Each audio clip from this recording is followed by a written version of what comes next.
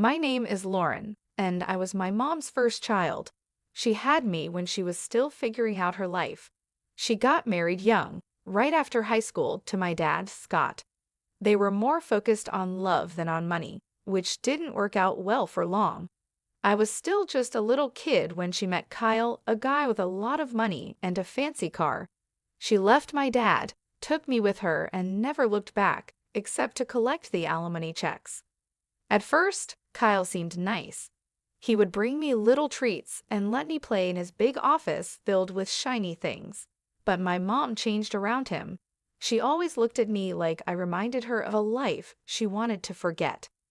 One evening, I overheard them talking in the kitchen while I was supposed to be watching TV. "She's too much like Scott," my mom said sharply.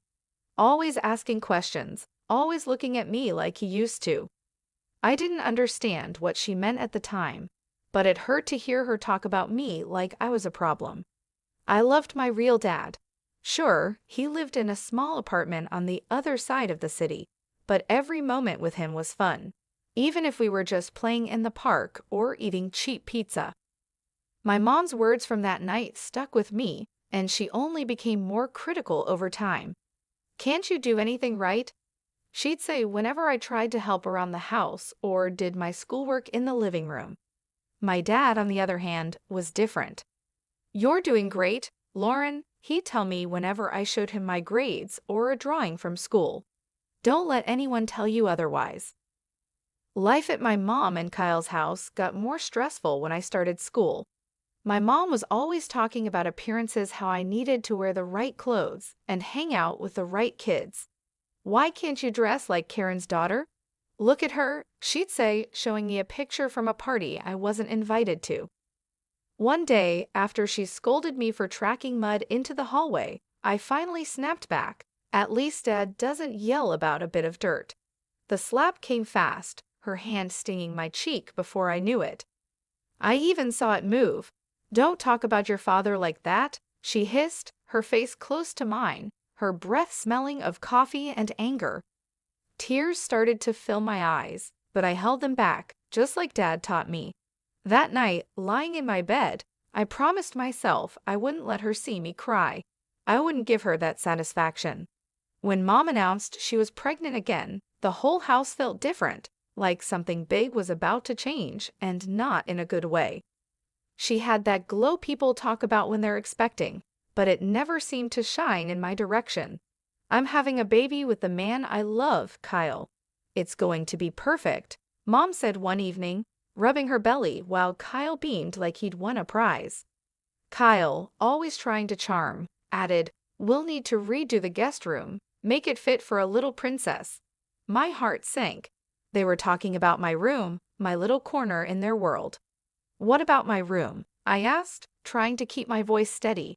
Mom shot me a look, her smile turning tight. "You can move into the smaller room, Lauren. It's only fair. The baby will need the space." The way she said fair made it sound like it was already decided, no room for arguing. So I moved, packed up my things, and settled into the smallest room in the house, barely bigger than a closet. Time flew by, and soon Mary was born. She was all anyone could talk about. "Isn't she just the most beautiful baby you've ever seen?" Mom would gush to her friends over the phone, cradling Mary like she was the most precious thing in the world. "Yeah, she's cute," I'd mutter, trying to join the conversation. Cute was an understatement. Mary was adorable, and I couldn't help but love her from the moment I saw her. I wanted to be a good big sister, to be involved and help out. One afternoon, I tried to sneak into Mary's room while Mom was busy in the kitchen. I tiptoed in, peering over the crib at my baby sister, who was gurgling happily. "Hey there, Mary," I whispered, reaching out a finger for her to grab. But Mom must have heard me, because suddenly she was at the door, her voice sharp as a knife. "What are you doing, Lauren? I told you to ask before going into her room." "I just wanted to see her," I protested, feeling the familiar sting of tears pricking my eyes. I wanted to help, but Dad was different. During one of my weekends with him, I'd opened up while we were having pizza at our favorite spot. Mom's always on edge when I'm around Mary. It's like she thinks I'll break her or something, I said. Dad chewed thoughtfully before replying, You know, Lauren, some people just have a hard time sharing love. It's like they think there's only so much to go around. But remember, you've got a big heart. Don't let your mom's behavior make you think otherwise. His words helped a little, but back at Mom's house, the distance between us kept growing. Even when I tried to share stories about school or friends, Mom's attention was always split, half listening and half watching Mary. One day, I came home with a school award, second place in the science fair. I was so excited, clutching the certificate like it was a ticket to their approval. Look, Mom, I won this, I exclaimed, holding it out to her as she fed Mary. That's nice, dear, she said without looking up. Put it on the fridge or something. Or something, I echoed to myself, the words feeling empty. I stuck the certificate on the fridge, a bit crooked, and stepped back. To them, it was just another piece of paper, just another day in Mary's shadow. By the time I reached high school, things were pretty rough at home. Between Mom's cold shoulders and Kyle's indifference, I felt more like a guest than a part of the family. It was around then that the bomb-dropped mom decided it was time for me to live with Dad permanently. The day she told me we were having dinner, it was one of those rare moments where it was just her and me at the table. Kyle was late from work, and Mary was already tucked in. Lauren, we need to talk about your future, Mom started, pushing her food around her plate with a fork. There was no warmth in her voice, just a cold, businesslike tone that immediately made me nervous. What about it? I asked, trying to sound casual, but my heart was racing. We've been discussing things, and we think it's best if you move in with your father. With a new baby coming, things here are, well, they're complicated. I almost choked on my water. Move in with Dad. But why? I thought everything was fine here. Mom sighed, a sound full of impatience. Look, Lauren, you're not a child anymore. You need your own space, and we can't provide that here, not with the new situation. It's cramped, and frankly, the financial burden is more than we expected. It's better for everyone this way. I pushed my plate away, no longer hungry. And what about school? My friends? You can go to a new school, make new friends, she said, as if it were that simple, as if my life could be easily replaced. It felt like I had to erase my life and start over without any trouble. The next few weeks were a blur as I packed up my things, my whole world shrinking into boxes, books, clothes, and the few keepsakes that meant something to me.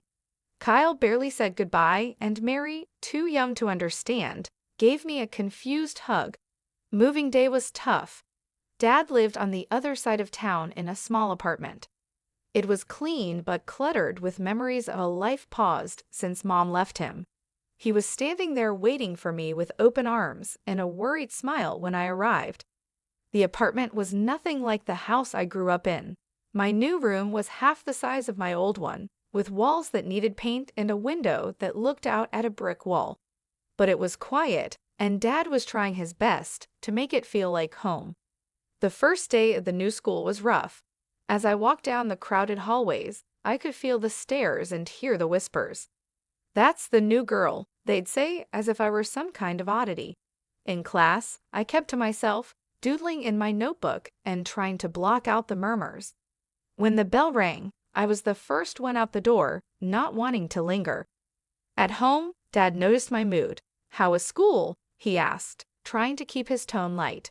It was fine, I lied, shrugging off my coat and dropping my bag by the door. If it gets tough, you tell me, okay? We're in this together. You're not alone, Lauren. His words meant a lot, but the loneliness I felt was deep and gnawing. It wasn't just about missing my old friends or the big house. It was about feeling unwanted, like I was pushed out because I was too much of a burden. Adjusting to life at Dad's wasn't easy, but I quickly realized that if I didn't pull myself together, things would only get worse. One morning, I woke up, looked around my cramped room, and decided it was time to take charge of my life.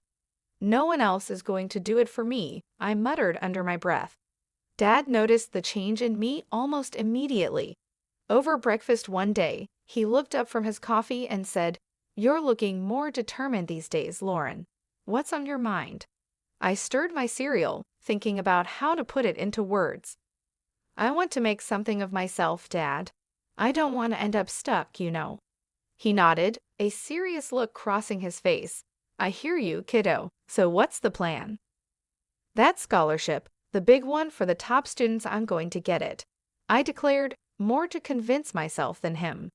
Dad's smile was all the encouragement I needed. I needed that scholarship, and if anyone could get it, it was me.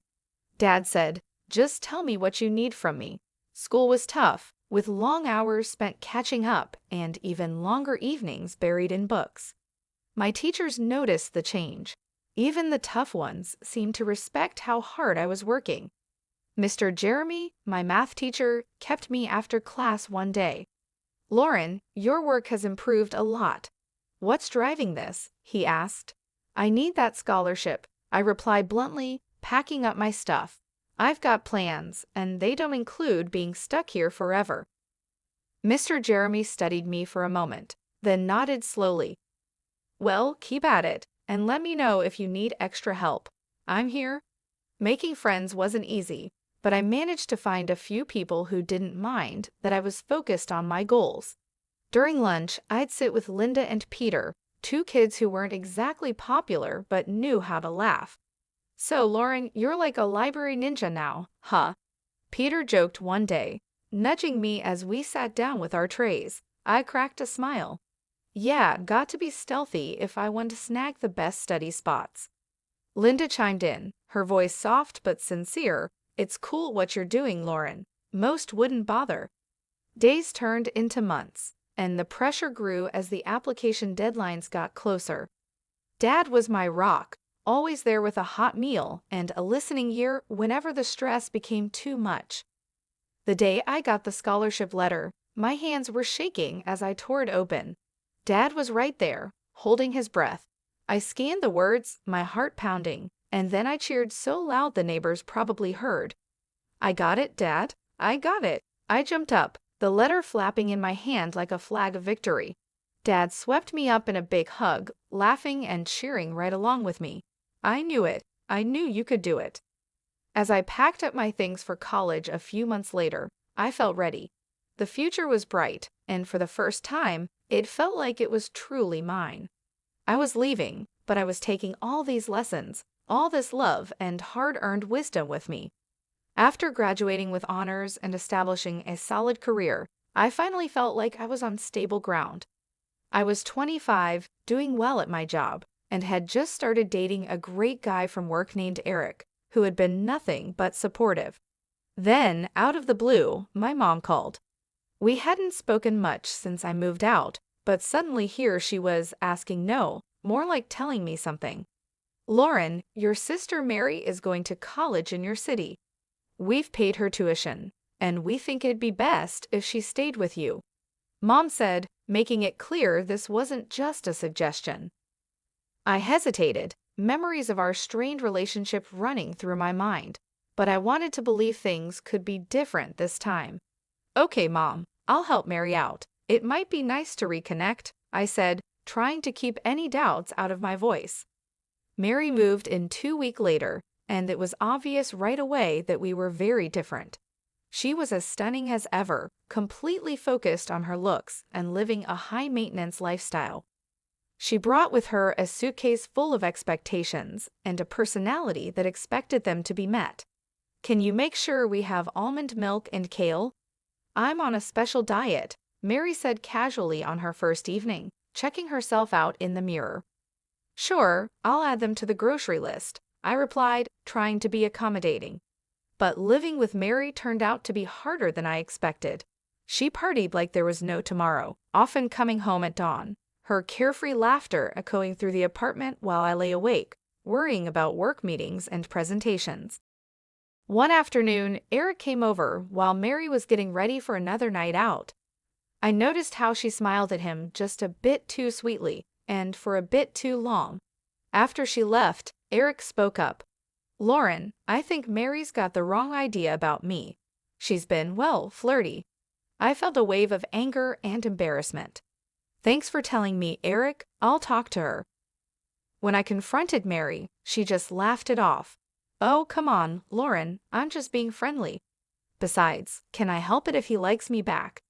That's my fiancé, Mary. You need to respect that, I replied, my voice firm. Her laugh turned cold. Lauren, I'm used to getting what I want. I always have. That was the last straw. I couldn't live like this, feeling like I had to guard my life for my own sister. You need to find another place to live, Mary. This isn't working out, I said, making it clear that I meant it. I told her my decision was final, and Mary stormed out, slamming the door behind her. Within an hour, my phone rang. It was Mom, and her voice was cold and sharp. You're such a jealous girl, Lauren. You can't stand to see your sister happy, can you? I just want respect, Mom, that's all, I replied, but it was like talking to a wall. After that, things went quiet between Mary and me.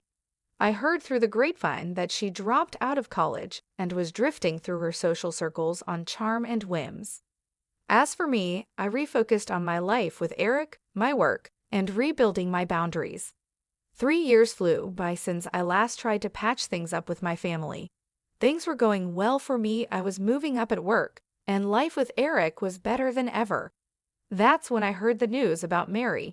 She had dropped out of college and was getting married to some rich guy she'd met.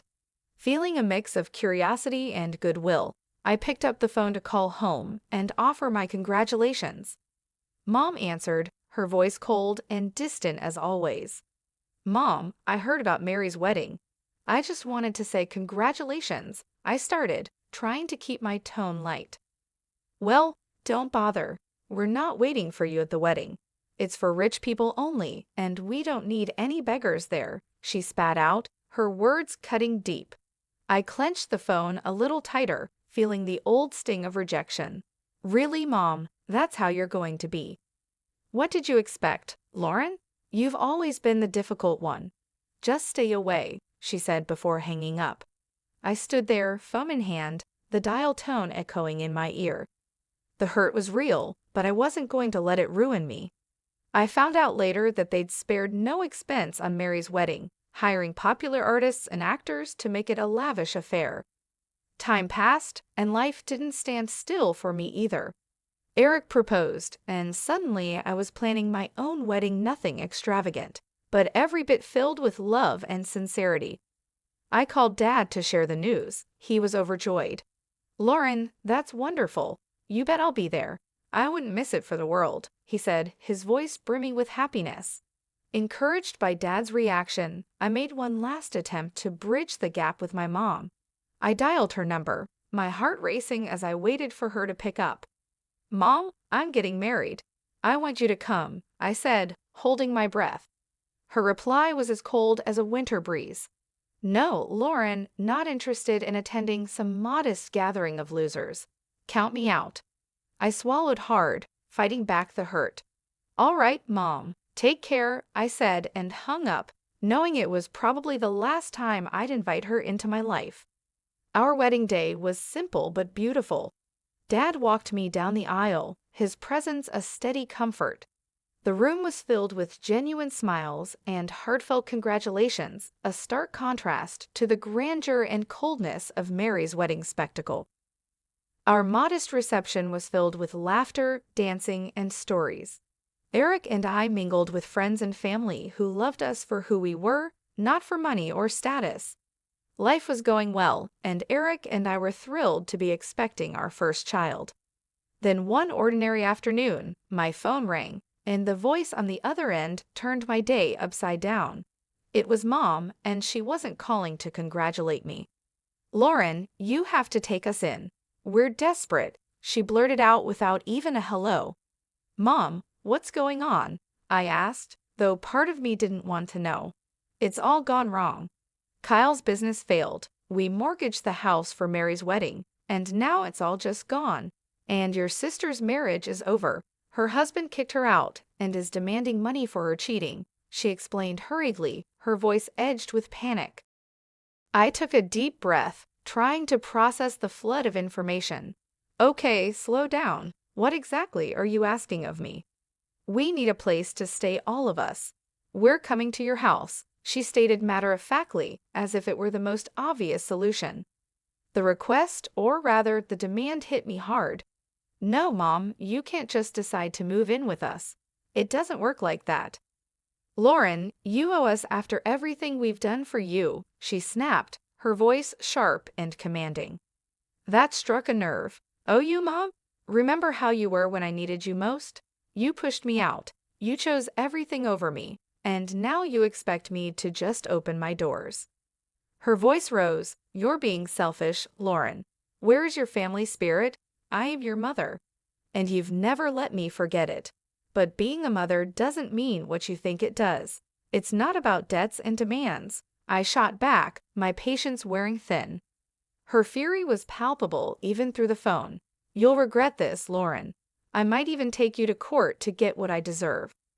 I couldn't help but laugh, but it was more from disbelief than anything else. Go ahead and try, Mom. Remember, Dad was my guardian when you kicked me out. What are you going to claim? That your daughter wouldn't let you live off her after you threw her out. There was a pause, and I could almost hear her thinking. This isn't over, Lauren, she finally hissed before hanging up. Life after that last call with Mom felt like a fresh start, a real new beginning. Eric and I were busy getting the nursery ready, picking out paint colors, assembling the crib, and navigating the usual ups and downs of pregnancy. It was a bright and early Friday morning, and I was setting up some baby clothes we had just bought, folding them neatly into the new dresser. Eric was drilling something in the corner, the electric screwdriver buzzing away. He stopped, wiped his forehead, and looked over at me with a smile. How's it going over there, Lauren? Need any help? I've got it, thanks. Just thinking about everything. It's really happening, huh? I responded, running my hand over a tiny soft onesie. It really is. We're going to be parents, Lauren, he said, his voice full of awe and a bit of nervous excitement. Just then, there was a knock at the door. I was surprised. Who could it be this early on a Friday? Eric went to answer it while I continued organizing. I heard voices, and then Eric called out, Lauren, it's for you. Walking into the living room, I was surprised to see my dad standing there with a big grin on his face and a teddy bear in hand. Surprise, he exclaimed. Dad, what are you doing here? I couldn't hide my delight as I rushed over to give him a big hug. I wanted to come and see how my favorite daughter is doing, and I brought something for my future grandchild. He handed me the teddy bear, which was soft and cuddly. Thank you, Dad. It means the world to me that you're here, I said, feeling a bit emotional. We sat down, and Dad looked around at the half-assembled baby furniture and the stacks of baby books. Looks like you're almost ready for the little one. We're trying. It's a lot, but we're excited, I told him, then paused, biting my lip. Dad, I had another call with Mom. It didn't go well. Dad's expression turned serious. I heard about it from your mom. She wasn't too pleased, was she? No, she wasn't. But Dad, I stood my ground. I had to for me, for Eric, and for the baby. We need peace here, I said firmly. The day passed with us sharing stories, Dad giving us some unsolicited but funny parenting advice, and just enjoying being together. It was a good day, one of those days you know you'll look back on fondly. As the sun set, painting the sky in shades of orange and pink, Eric, Dad, and I sat on the porch, a gentle breeze rustling the leaves. Eric put his arm around me, and I leaned into him. Despite everything with Mom and all the drama, I feel lucky. We have each other, and we're about to start this amazing new chapter. I have a feeling it's going to be great, I said, looking out at the fading light. Eric kissed the top of my head. It will be. We've got this, Lauren. As night fell and Dad said his goodbyes, I felt a deep sense of contentment and readiness for what was to come. The challenges with my mom and the uncertainty of new beginnings had been tough, but they led me here, to this moment, surrounded by love and support.